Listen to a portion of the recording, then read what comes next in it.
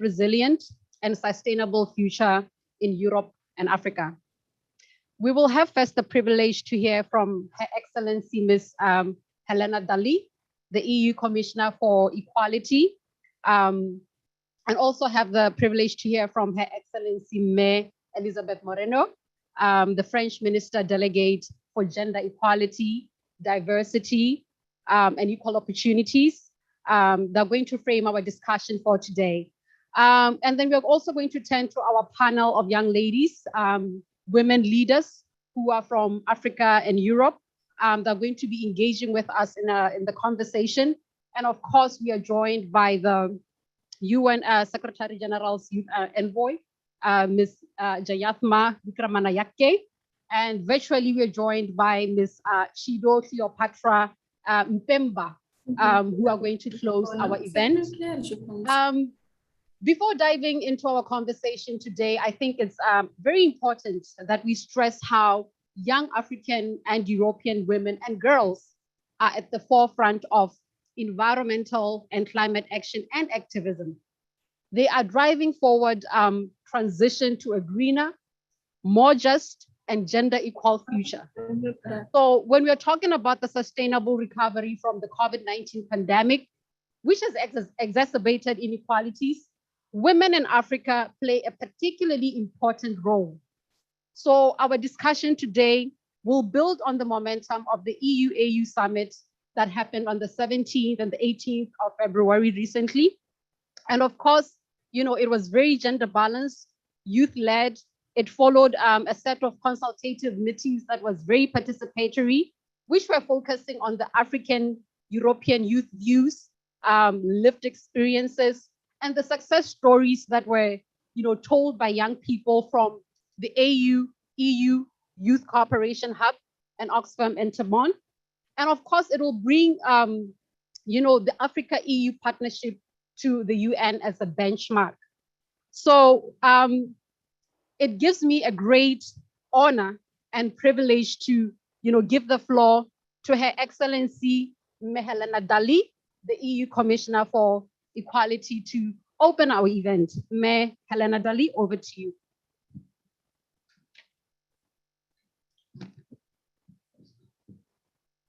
Thank you. And I thank the French presidency and is this on? Okay. So I thank the French presidency and Oxfam Intermón for organizing this joint event and bringing young people from all around the world together. There is probably no better time than during the European Year of Youth to foster exchanges between youth representatives and leaders from both the European and African unions. So youth participation was central to the 6th European Union African Union Summit and to the first ever Africa-Europe Week that took place last month. During that week, young people from across Africa, Europe, and the diaspora have come together to discuss their concerns. Their discussions resulted in an outcome document which stresses that young people, women, and rural areas inhabitants in general are the most affected by climate change. This document also calls for mainstreaming youth engagement in shaping responses to boost the green transition, including to promote women leadership about climate change actions. Empowering women requires multiple measures, from challenging discrimination and gender-based stereotypes to putting diversity and inclusion as the core of our actions. The EU Climate Pact invites people from all backgrounds to build a greener Europe. It has the ambition to pull down barriers to climate action, including those resulting from gender or age, and strives for gender balance amongst its ambassadors who act as a bridge with civil society.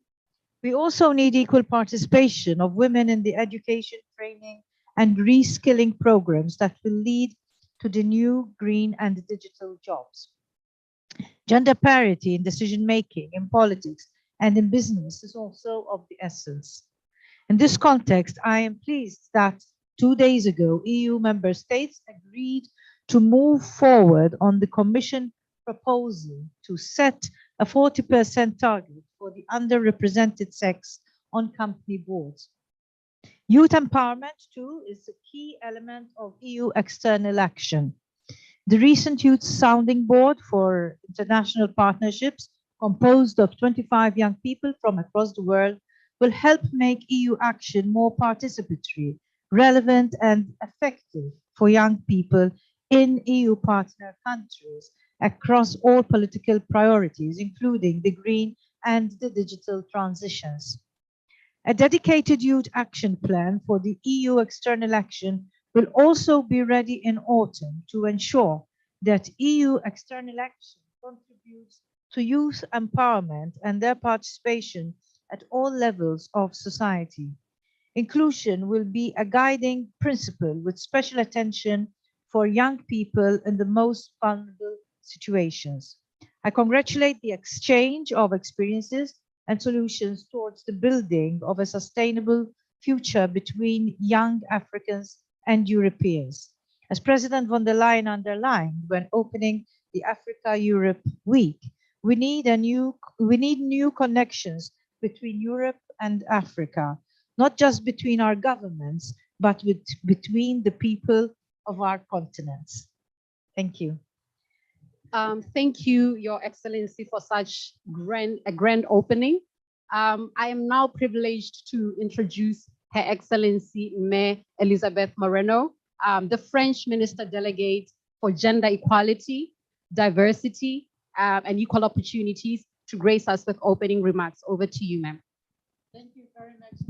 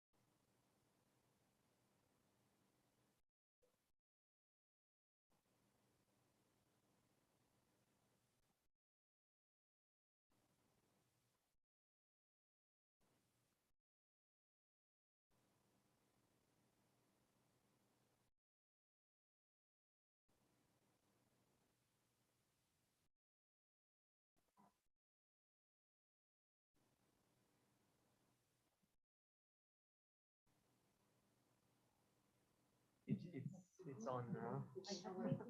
No worries. It's okay. Thank you. Sorry. Hello. Okay. So, shall I start again from the beginning? Yeah? Okay. Okay. So, thank you, Antonetta. So I'm going to skip all the salutations and so on. Hein? So j'étais juste en train de dire que je suis très heureuse d'être avec vous cet après-midi pour échanger sur un sujet qui me tient particulièrement à cœur. Et le thème de cette conférence, pour moi, symbolise véritablement l'avenir de la relation entre les continents africains et européens. Et nous avons eu, il y a quelques semaines, la rencontre entre le sommet européen et africain, qui était déjà un prémisse à toutes les ambitions que le continent européen et le continent africain ont pour écrire une nouvelle histoire. Et je crois fondamentalement que la jeunesse est synonyme d'espoir. Elle est cet espoir dont nous avons besoin dans un monde aussi complexe que celui dans lequel nous vivons aujourd'hui. Et je crois que cette jeunesse est le ciment qui, comme la Méditerranée, fera la jonction entre les deux rives de nos continents. Les jeunesses africaines et européennes sont impatientes. Elles sont impatientes d'agir sur le cours du monde, d'agir pour participer à sa reconstruction ou plutôt à sa construction sur de nouvelles bases et de nouvelles valeurs dans un monde post-Covid qui est à notre porte. Et nos jeunesses sont complètement liées. Je dirais même qu'elles sont complètement reliées. Elles sont reliées par une histoire commune, la grande histoire avec ses pages sombres et aussi ses blessures, à laquelle se conjuguent les histoires ordinaires de millions d'hommes et de femmes de part et d'autre de la Méditerranée qui d'une certaine manière forment une âme commune. La jeunesse européenne a une part d'Afrique en elle et la jeunesse africaine a une part d'Europe en elle. La jeunesse européenne, elle est aussi pour partie une jeunesse sénégalaise, une jeunesse ivoirienne, guinéenne, burkinabé, nigériane, malienne, capverdienne. Elle est aussi tout cela, cette jeunesse. Et c'est ce qui fait sa force dans ce monde globalisé de plus en plus complexe. Le partenariat euro-africain que nous devons reconstruire ensemble est un projet concret entre nos deux continents afin d'en faire deux continents beaucoup plus unis, car nos destins sont intimement liés. Et le dernier sommet Union africaine-Union européenne a été l'occasion de souligner l'urgence de mettre en œuvre des actions en faveur d'un changement de paradigme, et ce, sur tous les volets de notre relation. Il s'agit d'une demande exprimée des deux côtés et nous pouvons nous en réjouir. Les actions concrètes au cœur de notre nouveau partenariat, ces nouveaux partenariats qui nous lient, passent par exemple par l'investissement dans des infrastructures durables et par le financement des PME, petites et moyennes entreprises africaines. Mesdames et messieurs, oui, notre jeunesse, nos jeunesses sont une chance pour nos deux continents. C'est une chance à condition que nous, responsables politiques, nous les écoutions, nous leur permettions de déployer leurs talents et que nous leur donnions un écho concret à leurs cris d'alarme. Le 16 février dernier, j'ai participé à une grande conférence qui était organisée par l'Agence française de développement à Paris. Cet événement a réuni de nombreux acteurs et partenaires du secteur privé et de la société civile des deux continents, en présence du président de la République française, M. Emmanuel Macron, et du président du Sénégal, M. Macky Sall. Ces rendez-vous, comme celui d'aujourd'hui, sont à l'image de la nouvelle relation que nous souhaitons impulser ensemble. Des relations dépoussiérées des scories du passé et qui sont définitivement tournées vers l'avenir et dans les actions concrètes. Et au cœur de cette nouvelle relation, eh bien, il y a un partenariat fort qui est en train de se nouer avec un esprit gagnant-gagnant. Et je souhaite que nos travaux de ce jour et ceux qui vont suivre nous permettent de mettre en lumière la manière dont les jeunes filles et les femmes peuvent être des actrices et des acteurs extrêmement importants du changement. La manière dont elles nous permettront de réussir la transition vers des sociétés plus durables, plus justes et beaucoup plus inclusives, parce que l'avenir se construira avec les femmes. C'est une ambition que, je le sais, tous et toutes ici, nous partageons. Et c'est une ambition que nous devons évidemment essaimer partout, et en commençant par la jeunesse, parce que la jeunesse, avec elle, vient la promesse d'un meilleur avenir. Alors, accompagnons-les dans cette belle aventure. Je vous remercie. Thank you, Your Excellency. And indeed, I love what you said when you were saying that ordinary stories matter and that we need to change paradigms when it comes to our collaborations, our partnerships, and how youth should be very active as leaders, as participants, playing a key role. So thank you so much for those remarks. Be reminded that we are joined today by the UN Secretary General's Envoy on Youth, Ms. Jayathma Wikramanayake in person. She is alongside the African Union Youth Envoy, Ms. Chidom Bemba. We are so glad to have you. We also have a robust panel of young experts who are going to be sharing insights with us today. And it is an honor for me to introduce Ms. Patokili. She is an advocate for climate justice with a gendered lens. And she believes that a gendered lens is key for development. And she is the founder of Sustain 267.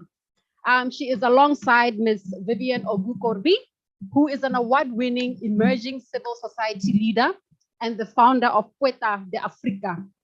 We also have Ms. Omu Awa Diallo, a young web developer. She's passionate about protecting the environment, and she's the founder of the ACO Correct. So ladies, thank you so much for joining us today. In view of today's topic, I find it quite timely that we come together as a collective to discuss it. It is especially close to my heart, considering that I am an agronomist and I spend most of my time in the rural farms of Botswana. So I have a holistic view of, how women who are smallholder farmers play a very key role when it comes to integrated climate governance. And I also have a holistic view of where we can identify the gaps in policies in order to impact these women positively and the girls, of course, in these rural communities. I also understand how it is very important for CSOs to play a critical role, especially when you talk about, CSOs or think and do tanks such as the EU Youth Cooperation Hub, which is transitioning to the Lab 3.0. So that is where we can have more young people being part of like proposals and also becoming part of the monitoring, the implementation, and having like an accountability role. So it's very important that we integrate young people and give them an active role. So we are going to also bring this modality to the UN, that it's important to collaborate and partner. And also, like I'm saying, put young people at the forefront, especially women and girls. So now, before we turn to the panel, we would like to share a short video of conservation farming project that happened in Burkina Faso, where the Youth Cooperation Hub, alongside Oxfam Intermón, helped to implement this project in an effort to regreen the Sahel. And while we are yet to play the video, please note that any questions that are coming from the floor can be channeled through the chat, and we would be glad to receive them. So now, as we take a view of the video.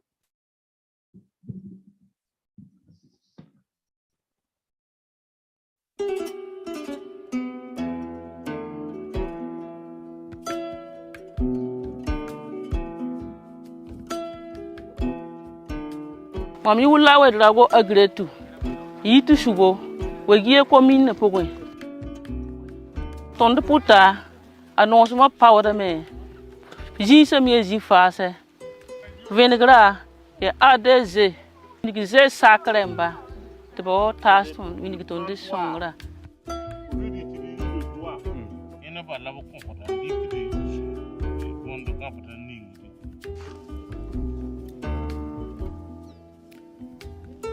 Bon, we get on the it on the same man, Billy Bocodo, a song or a tonda. Anything a nosma. But we get them cook, fire cook for poor puggy. Sasa ni, basa power, a gata coma, the gems for poor puggy, the boomba palm and king tower. Who call a kit to them? The former patron logany, poor nosman, a pons way. A cockador. Kapete me, yene me songor hal soma, asam be pupu sa modu fa, fukore ite ne.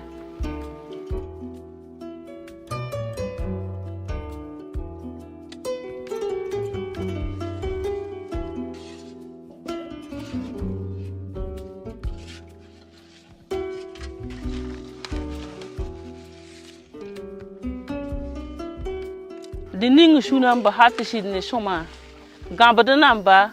Pomme de terre, ninga, this bilga sin ninga teka, says she didn't pin the tuma, a lepa embriase. Pa had a pang had a soma at of similar no way. Leven pa had a me, Zayame is my friend to Zayam, bilga ninge.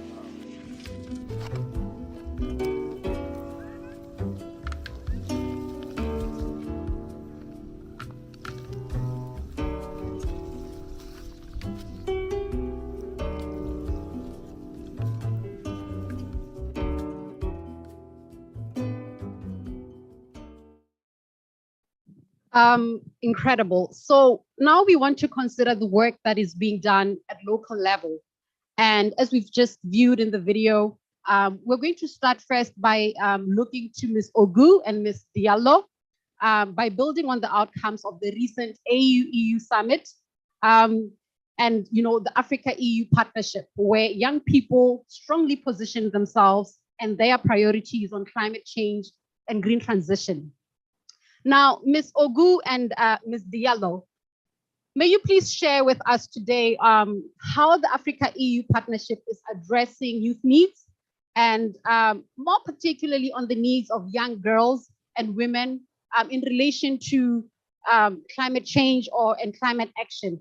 Over to you, Ms. Ogu. Thank you for the question, Antoinette. Well, first, let me thank you, Your Excellencies, for your presence and listening, and also to the EU delegation and French presidency and Oxfam for the organization. We, the youth, acknowledge the increasing attention that international institutions and governments are granting us. So answering Antoinette's question, probably this meeting illustrates what the partnership is about, enabling dialogue and space for joint action between multiple stakeholders, for facilitating a place for thinking, testing, and scaling up solutions to the climate crisis through a gender-based approach and going above the old power relations, causing many of the world extensionalities. This new joint space of civil society, governments, institutions, and activists permits mindset change. And we know that for mainstreaming feminism and see its results, we first have to convince the leaders, the technicians, and the public opinion about the benefits of transformation. So the partnership is a step further, materializing what putting women and girls at the center means, even we still have some work to do. An example is the creation of the EU Youth Hub, EU Youth Hub, a co-creation space that includes young leaders from both Africa and Europe for impacting society. Also, the youth-led space that happened before the EU-Africa Summit in February, that enabled also space for debate and to express our solutions through the joint outcome for improving the governance of climate action. However, as I was saying, there is a long way to go for ensuring that the needs of young girls and women are addressed. European and African countries are still male-dominated, and systemic oppression cannot transform without balancing power relations. The power relations between men and women, between races, between ages, or between humans and nature. So we need to make more efforts for an inclusive partnership at all levels and all sectors to change this tendency that puts women and young girls as beneficiaries of the partnership and not as drivers and decisions. So in conclusion, the EU-Africa partnership is enabling a space for change and for young women and girls, especially from rural areas to participate in the construction of a world with better relation with nature, but still have to see how to channel all the voices, not only in the discussion spaces, but also on the decision level. Thank you. Thank you, Ms. Ogu. Over to you, Ms. Diallo.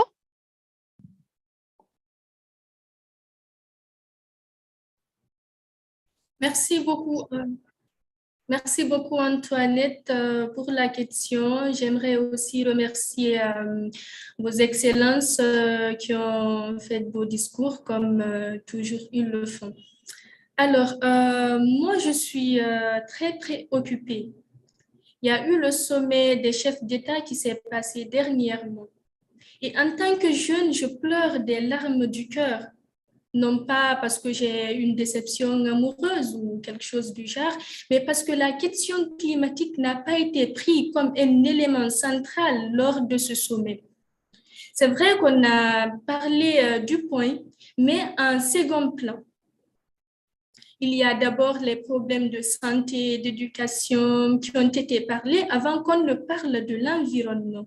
Et pourtant, si nous sommes là déjà entre nous et il y a ce panel, il y a cet espace, c'est parce qu'il y a un environnement résilient qui continue toujours de nous héberger. Donc, comme d'habitude, on a vu que des beaux discours. Dans le document de ce sommet, on n'a pas vu assez d'actions concrètes. Et nous ne voulons plus des beaux discours.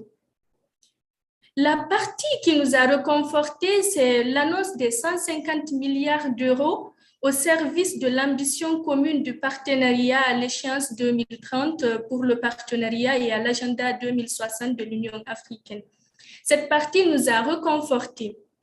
Mais regardez un peu plus loin, on nous dit que ces 150 milliards d'euros serviront dans 3 volets. Les investissements, l'éducation, la santé. On ne voit pas climat. Mais on espère, comme on continue d'espérer en tant que jeunes, au moins dans la partie investissement, les investissements, la grande partie de ces investissements seront tournés sur l'aspect climatique, sur les transitions vertes et surtout sur l'inclusion des jeunes. Je parle de participation de jeunes dans le partenariat. C'est une préoccupation majeure qui nous tient très à cœur, mais qui malheureusement nous n'avons pas vu aussi touchée dans le document du sommet. Pourtant, il faut que nos chefs d'État, il faut que nos leaders sachent que nous avons l'expertise nécessaire pour participer à la prise de décision ainsi qu'à la définition, à l'élaboration, à la sélection, à la mise en œuvre, au suivi et à l'évaluation des programmes.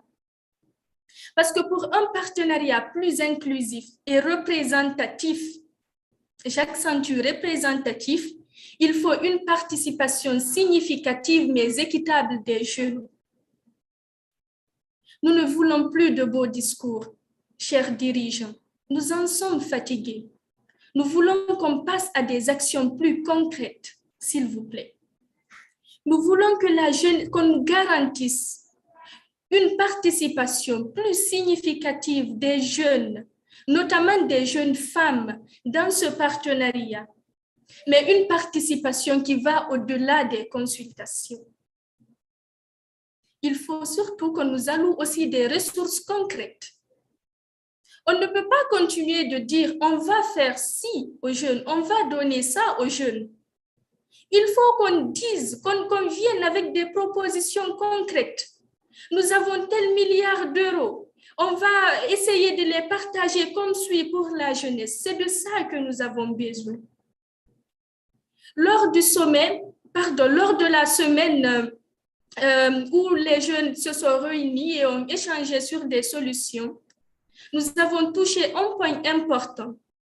Nous avons appelé à la mise en œuvre d'un quota de l'inclusion des jeunes dans les instances de l'Union africaine et de l'Union européenne. Mais malheureusement, ce point n'a pas aussi été touché dans la déclaration des chefs d'État. Vous voyez combien de fois les jeunes déjà sont concrets. Nous faisons du concret. Nous disons que nous voulons qu'on soit inclus. Nous voulons qu'on participe. Et nous donnons des lignes de solutions. Donc, nous sommes très préoccupés, chers dirigeants, chers leaders. La jeunesse, c'est l'avenir. Les jeunes femmes sont les vecteurs de changement. Impliquez-nous, donnez-nous la place que nous avons sur la table et vous verrez le changement que nous avons à impulser autour de nous. Merci. Thank you, Mediallo. We move along to, building on this partnership and on the current CSW agenda, the decisions that will be made during the course of the week. I want to give the floor to Ms. Patokilisise with the following question. Ms. Kilisise, please let us know how we can ensure an integrated feminist approach and gender justice approach in climate and environmental policies targeting young women. For instance, how can we recognize and prioritize the role of women, small-scale farmers, pastoralists, fishers in coastal communities, and integrated climate governance? Over to you, Makilisise. Dumela, Antoinette, good morning, good afternoon, good evening, wherever you're joining from. Thank you so much for hosting this, and thank you for everyone's opening words. I especially want to say thank you Diallo, I was listening and I was like snapping. I barely hear French. I only did it in high school, but the pieces that I could string together, I think, are some of what I'm going to say now. So on having a feminist response and engaging youth, I think EU, like the EU partnership needs to be intentional, and they need to know why they're choosing to do this, because if they're not as intentional about the why, it will show in the results. So this also extends to engaging youth. I'm going to add on to a bit that Diallo said. Stop making youth the decoration at events. Stop having us in side events and the like, and then we're not on the policy spaces. We're not in the places where the conversations actually inform policy, that actually inform what happens with the budget, with the climate finance budget, from wherever it may be available from. So I think that would be the thing. Put youth, put women where these decisions are being made. And then on the feminist response, you just talked about CSW. I don't know if everyone here is aware, but currently Femnet and a few feminist organizations have organized like a counter, or like a, not counter, but simultaneously a CSW event in Nairobi that's also streaming. And the reason behind that is because of the exclusion of African women. This was driven by some African women who were invited to CSW. We all know how hard it is to get an American visa. That we invited couldn't get in. Limited number of seating for for African women at that on that platform, and that led them to, as beautiful as CSW is in theory, it still is not doing the work if so many feminist organizations can come together to say, we will do this ourselves because what you're doing is not working for us. So I think that's what happens when you have, when you bring people in, but their voices, yes, may be saying something, but it's not being listened to, and it's not being listened to by the people who are actually making the decisions. And then I'm going to keep the recognition quite short because I only have 3 minutes. On recognizing and the work of feminists and the work of women who are already on the ground and at grassroots level, my thing would be, firstly, value their knowledge.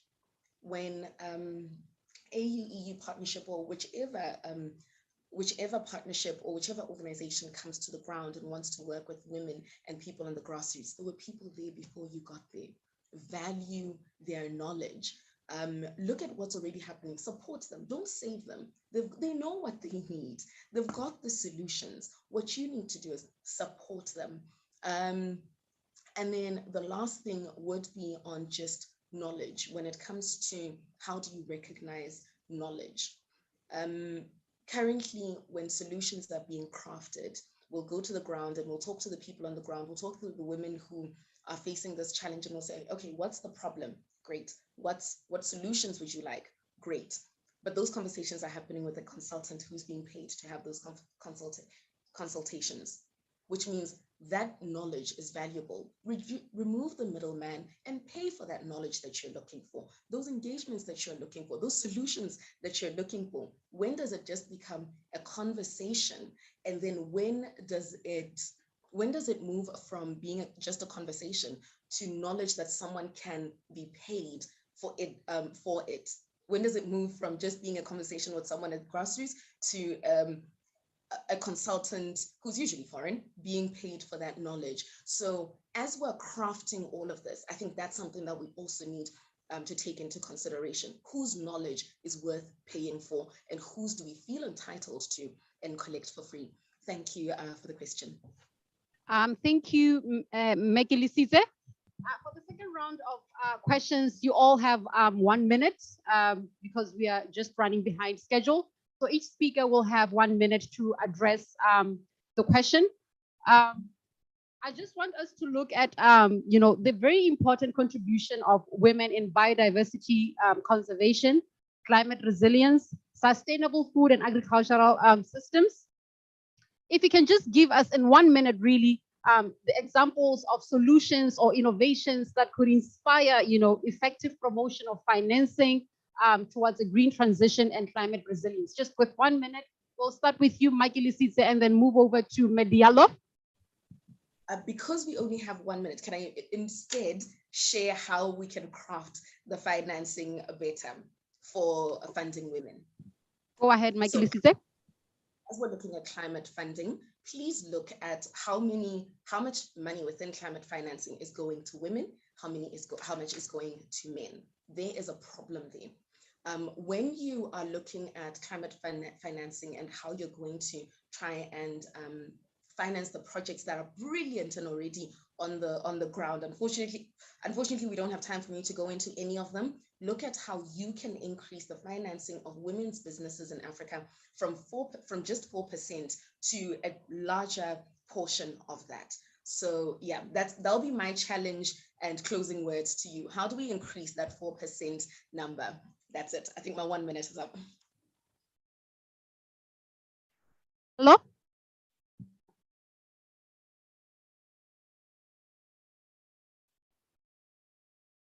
Merci beaucoup de me donner la parole à nouveau. On parle de solutions portées par les femmes qui peuvent amener à des financements, à une transition plus juste et autre. Mais en fait, il faut d'abord qu'on pense à aider les femmes à combattre les barrières qui sont devant elles.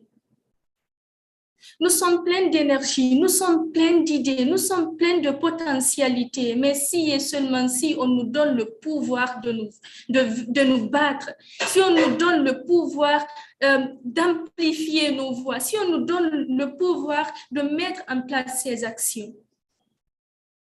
Par exemple, vous voyez, dans mon pays, par exemple, dans des milieux reculés, il y a des jeunes femmes qui n'ont pas accès à l'éducation. Ça, ce sont des barrières.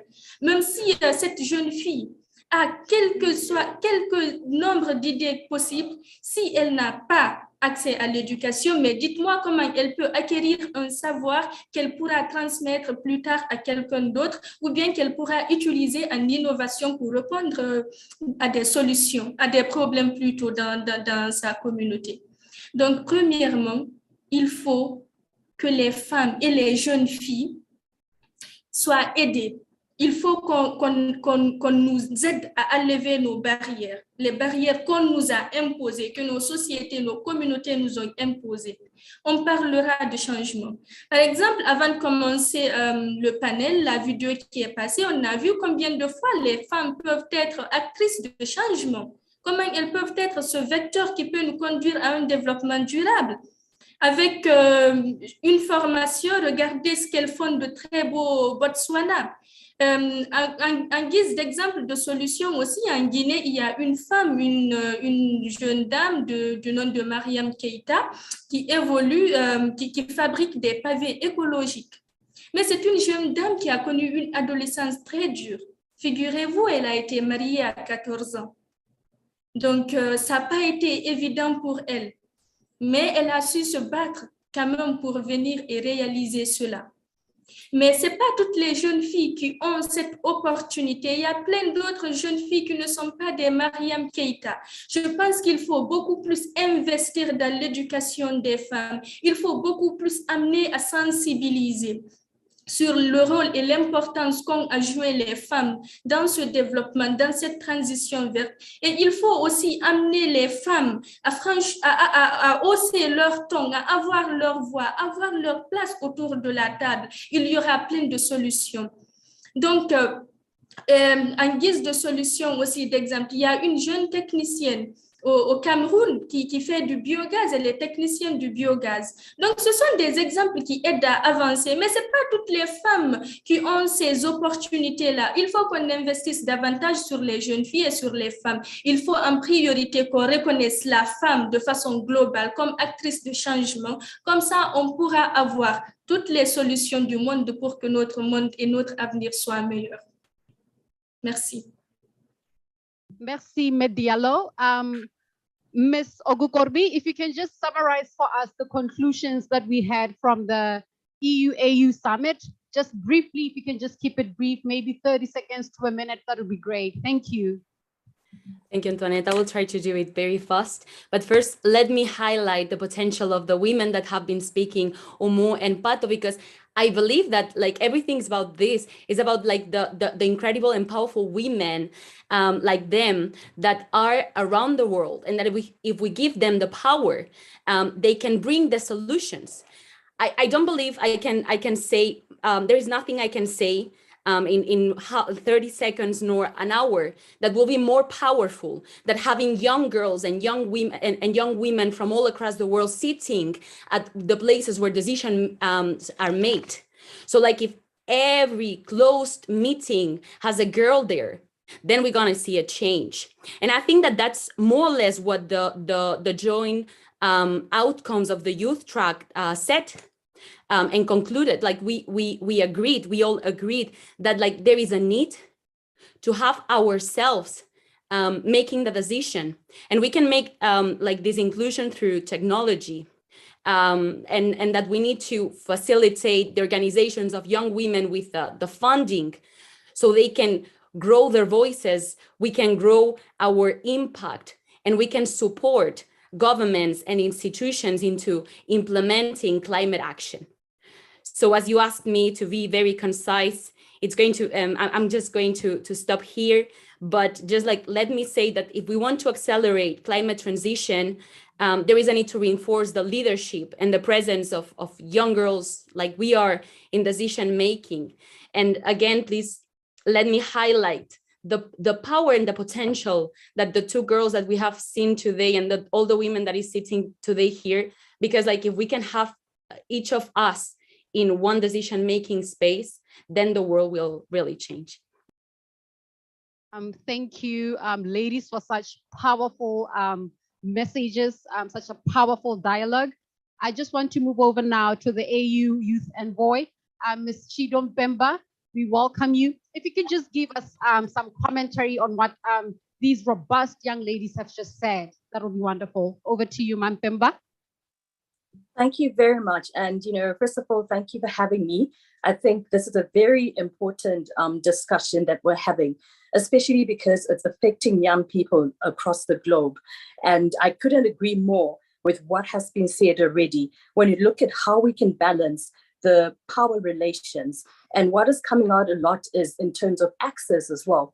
Do we have access on the table? Do we have access when it comes to financing? Do we have access when it comes to capacity building, which enable us as young people, you know, that are also affected by climate change, to be within the governance structures and joining within this fight? I think it's very important. And in addition to this, how can we break the silos? Because at the end of the day, we all are faced with these challenges, and it's a common problem, which will also need solutions that are coming collectively from all of us. So it's very important that we also look at how we can break silos and ensure that, you know, we work together towards the solutions. Not only that, but I think over the years, a lot has been said about how to make the proposed climate solutions work for everyone, including African youth. But half the time, we find ourselves back on the drawing table. We're back on the drawing board, and we need to look at what is missing. And maybe it is time that we look at the value systems as well and invest in the systems that influence the global climate governance systems, for example. Among other things, progress can be made to recognize the need for a more coordinated, coherent, transparent, integrity-based, inclusive, and accountability-driven approach to climate governance. So I think it's time we go back to look at what is missing. Why are young people not fully included at the decision-making table? And how can we make sure that, you know, this changes by looking at the value system in terms of a better coordinated climate governance system? For example, when you talk about better coordination, this would enable stakeholders to co-mobilize, to co-organize, and to co-utilize resources for climate change mitigation and, you know, adaptation in a more effective and efficient manner as well. And coherence also ensure that, you know, the solutions that are suggested on the decision-making tables reflect the needs and realities of developing and developed nations, especially young women and youth overall across the continent of Africa and beyond, in terms of the view of sustainable development and the proposed solutions with the problems that we're faced with today. So just in summary, and in concluding in this, I would say that I'm adding my voice to what's been said already when it comes to access, when it comes to inclusion, when it comes to balancing the power relations and ensuring that we all have a seat on the table and that we move from, the speeches, but concrete actions towards a sustainable future for all that will benefit us for now and for the future generation. Thank you. Thank you, Ms. Mpemba. I'd like now to give the floor to the UN Envoy on Youth, Ms. Jayathma Wikramanayake. Over to you, ma'am. Thank you very much, Antoinette, for your excellent moderation of this event. I think you deserve a round of applause. And I want to apologize in advance because I have to leave at 2 p.m. Eastern Standard Time.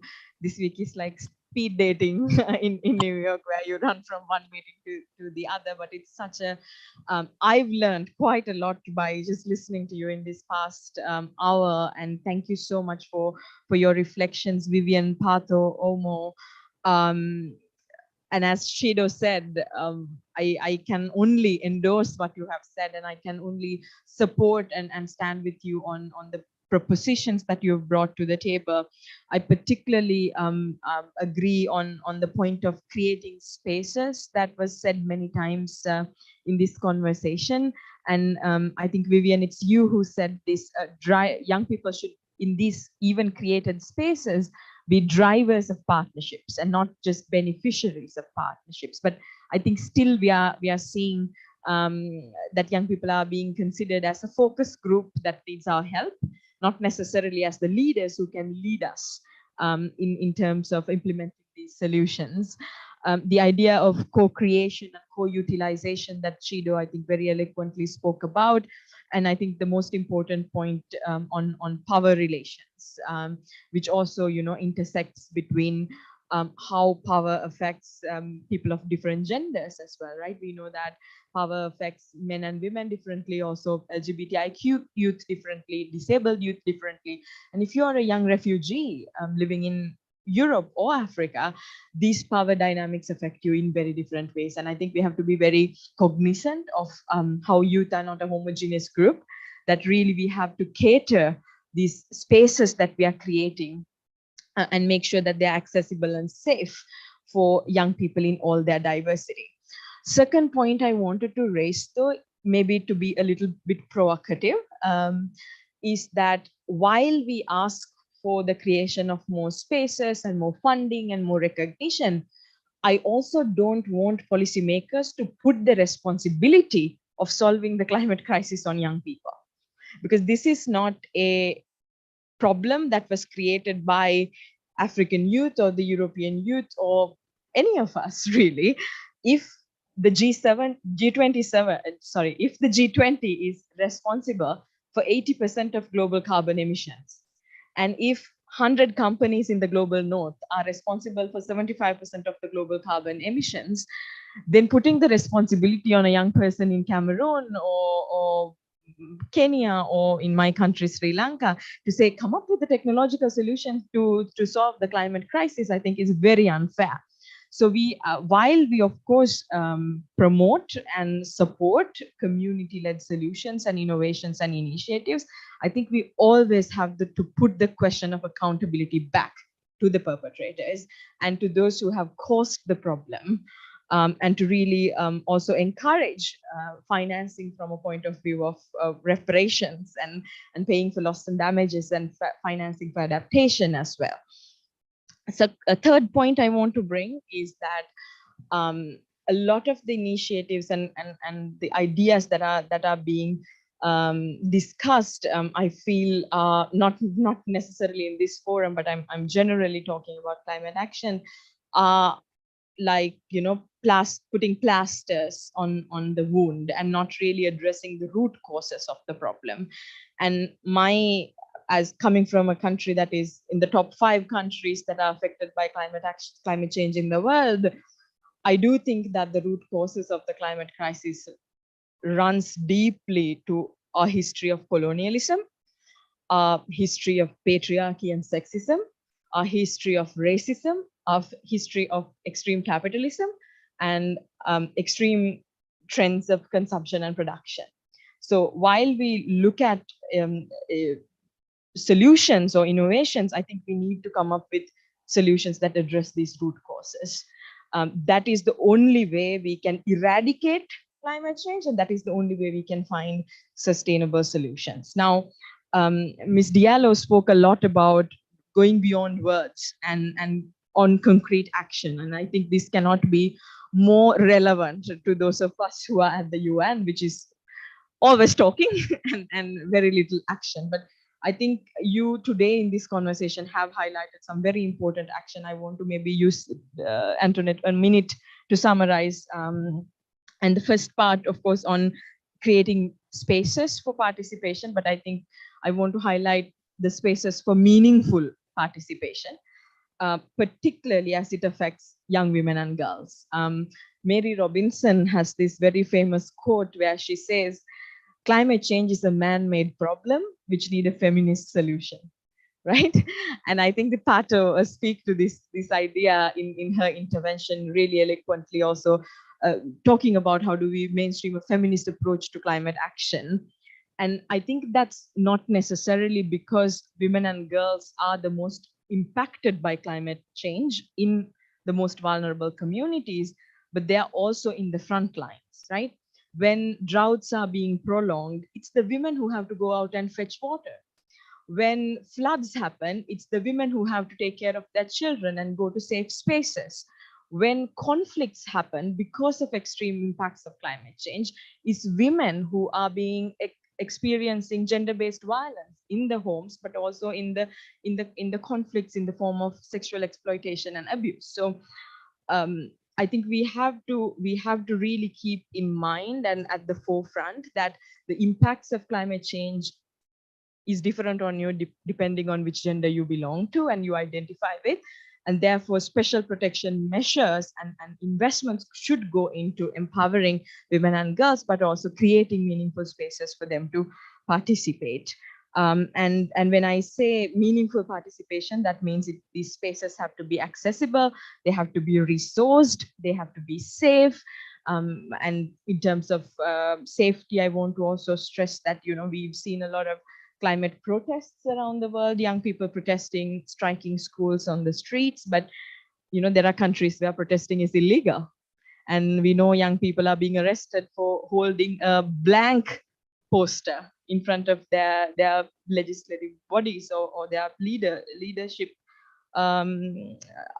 infrastructure, whatever that is in the country. So I think safety of young women climate activists is something that we really need to also integrate into these conversations.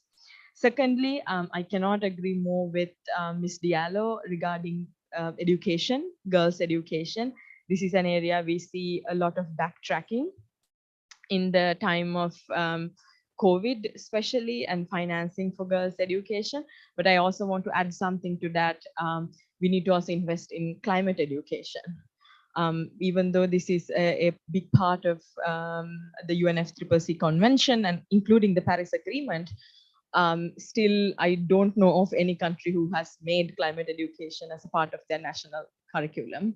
And sort of the school education is the only way that you get to every young person in the country, right? So if we really want to empower a generation who are able to take concrete climate action, then we need to get climate education into the textbooks of our children in schools. Thirdly, invest in youth-led solutions, but I would say directly invest in youth-led solutions.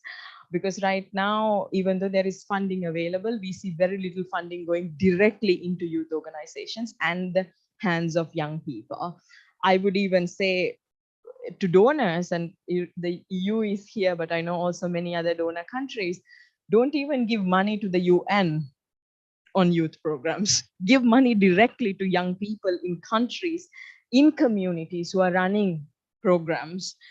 We find it that very difficult for youth organizations to access funding, because the moment you go into applying for a funding proposal, say writing a funding proposal, I know this because I ran my own youth organization back home, it asks for numerous registration documents, electricity bills, addresses, registration documents, legal documents. And this is just, my organization was just 5, 6 of us coming into the basement of my friend's house to create a movement for political participation for young people in my country. And we did not have an address, we did not have a registration document. So similarly, youth climate organizations are also very informal networks of young people coming together to address an issue in their community. So we need to have flexible, accessible financing that youth organizations can directly access.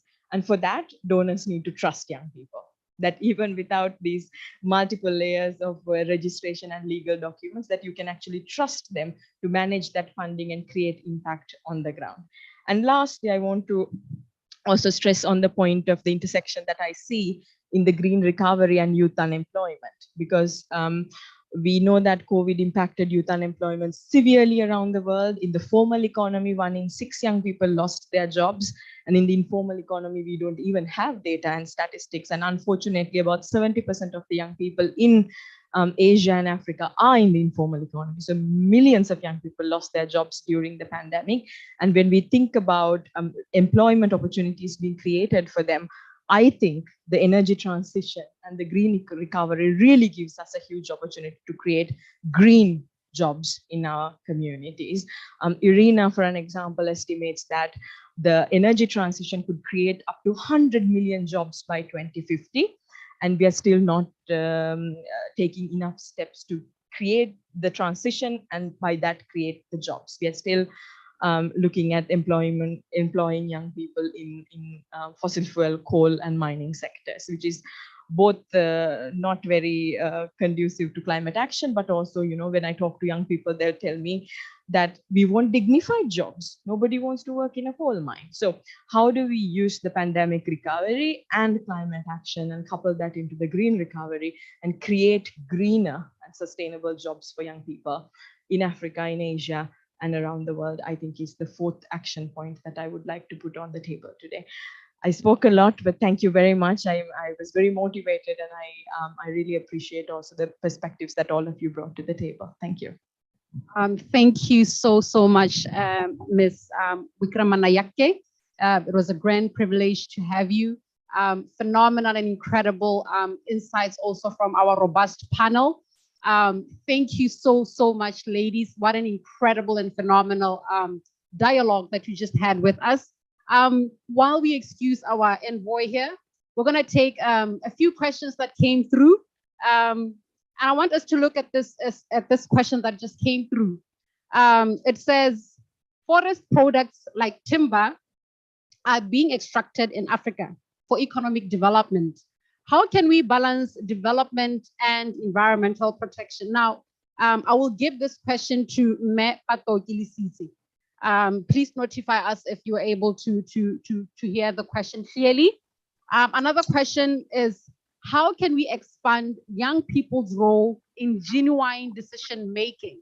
Now, for this question, I would love Me Diallo to address it. And then this question, it says, what policies have been implemented in Europe and Africa to help women and give additional opportunities? I hope I read that right, but I'm sure the context is right. And for this question, I would like Ms. Ogu Korbi to take it. Ladies, feel free to notify us if the question was not clear so that you can take it. Michael Isise, please take the first question. Thank you. Sorry, let me just read who sent it. I was looking at it just now. Thank you, Joseph Musima, for the question. So firstly, I agree with the context that you laid out, but also I think worth looking at is just the concept of economic development. If we're looking at high extraction, that's only going to last for, well, if these trees are not being replanted, only going to last for a very short amount of time, then we're really just borrowing from tomorrow for today. We may say it's economic development, but is it really?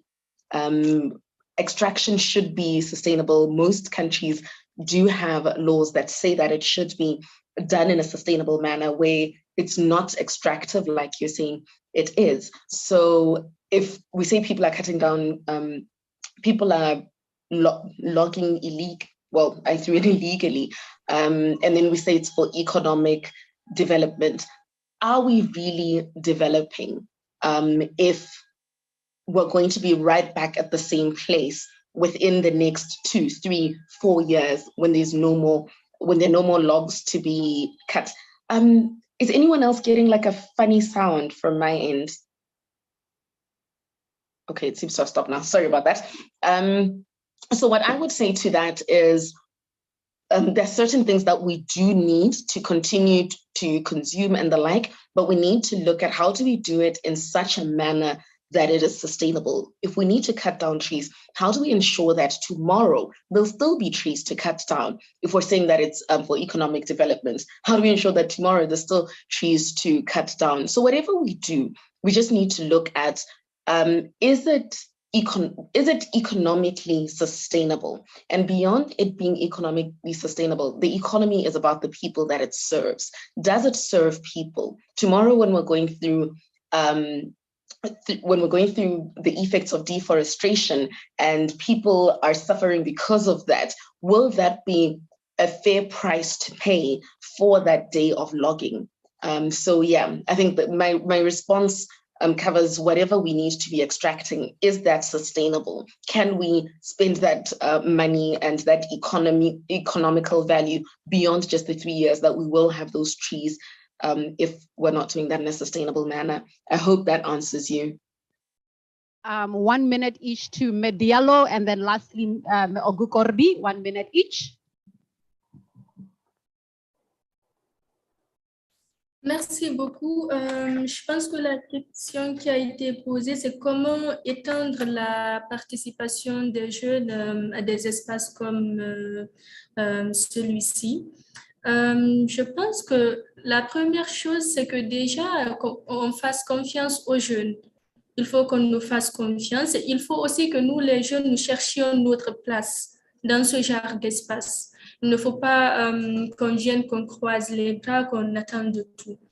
Donc, il faut qu'on se lève, qu'on continue de nous battre, qu'on continue d'amplifier nos voix. Il faut aussi que nos leaders nous impliquent dans tout ce qui est décision, parce que quand nous sommes impliqués dans les instances de décision en tant que jeunes, mais nous sommes les plus affectés, on connaît mieux nos problèmes, donc forcément, on va aussi plaider à une plus grande participation des jeunes dans toutes les instances, à tous les niveaux. Donc, je pense qu'il faut en fait que les jeunes, qu'on continue de nous battre, qu'on s'unisse comme un, qu'on continue d'amplifier nos voix pour que les décideurs nous entendent et prennent des actions concrètes. Merci. Si, je pense que j'ai répondu. Thank you. Over to you, Ms. Corby. Okay, merci. So I think like I'm going to highlight 2 types of actions that have been taken, especially in Europe. So first of all, like in terms of women participation, what should be applied to young people and young women participation too is like the imposition of quotas. So we women have to be into political spaces, and now like it's being debated whether we should also be in business spaces. So by creating the attitude and creating reference for young women, we have seen an amplification of our voices within decision-making spaces. This is something that is just still like being applied. There are more policies. And on regards to young persons, I believe that probably the simple fact that we are here talking today is part of a policy. The fact that it's been acknowledged the need to empower our advocacy, to empower our voices, and that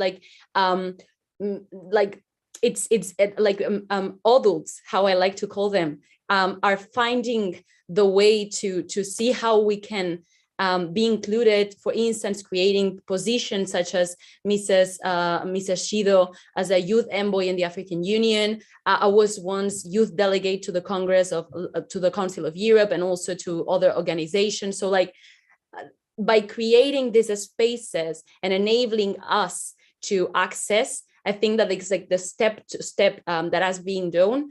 Again, and just I'm going to conclude with this, maybe we should enforce more specific actions, such as imposing quotas for young people too, as they are not enforced yet. It's more like matter of organizations and governments wanting to do it. I don't know if that answers the question, but I will leave my email, and if anyone wants to have a further conversation, I will be happy to. Thank you, Ms. Orgu Corby. I just want to take this time to thank our excellencies, though they might be excused, for gracing us with their presence. And I just want to say to our panel of experts, ladies, you've been phenomenal. Thank you for such powerful and insightful messages that you shared with us today. And to the audience, great engagement, great questions. Thank you for joining us today. I just want to take a moment and just give our AU Youth Envoy, Mempemba, to give us some closing remarks. Mempemba, over to you.